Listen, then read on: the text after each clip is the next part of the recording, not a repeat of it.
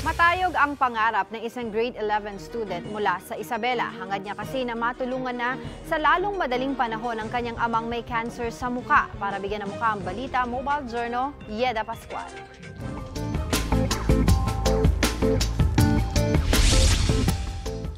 Mistulang tinapyasan ng balat sa muka ang isang padre de pamilya mula Sinait, Quirino, Isabela. Dulot po yan ng cancer na hanggang ngayon ay hindi pa maoperahan.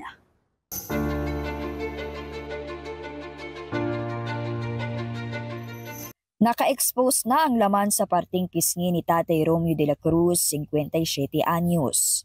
Ang sugat na yan, nagsimula lang daw sa simpleng nunal sa ilalim ng kanyang mata na natanggal matapos niyang kamutin. 2 dekada na ang nakakaraan. Ngayon, mayroon na siyang basal cell carcinoma, isang uri ng skin cancer.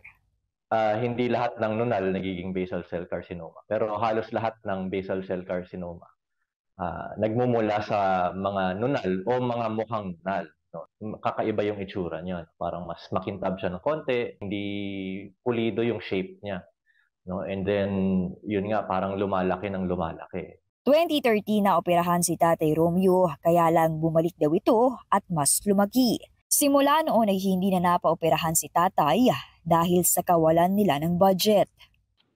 Di namin po alam kung bakit bumalik tapos namamasa po siya. Medyo yung mata niya po is nagre-red na, tapos parang wala na po siyang nakikita. Ayon kay Doc, malaking factor sa pagkakaroon ng skin cancer ang madalas na pagkababad sa araw.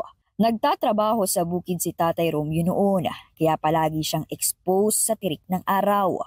Kaya paalala ni Doc, parating maglagay ng sunscreen sa muka, nasa labas o loob man ng bahay. Sa mga taong mga may nunal, pagmamasdan ninyo kung lumalaki ba siya or nag-iiba yung anyo, nag-iiba yung itsura, para mabantayan. Kasi usually nga, doon siya nagsisimula. Nagtatrabaho rin sa bukid ang misis ni Tatay Romeo. May 2 pa silang anak na isang 4 years old at si Gabi na grade 11 student. Pangarap ni Gabi na makapagtapos ng pag-aaral para makaahon sa buhay at may pagamot ang kanyang ama.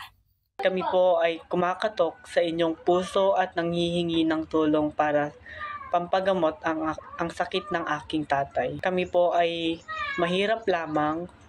Humihingi rin po ako ng tulong para sa pag-aaral ko at gusto ko rin po makapag-aral at makapagtapos para maitaguyod ang aking pamilya. Ako po si Mobile Journal Yeda Pascual, nagpapaalala na ang bawat may karamdaman ay kailangan din ng kalinga.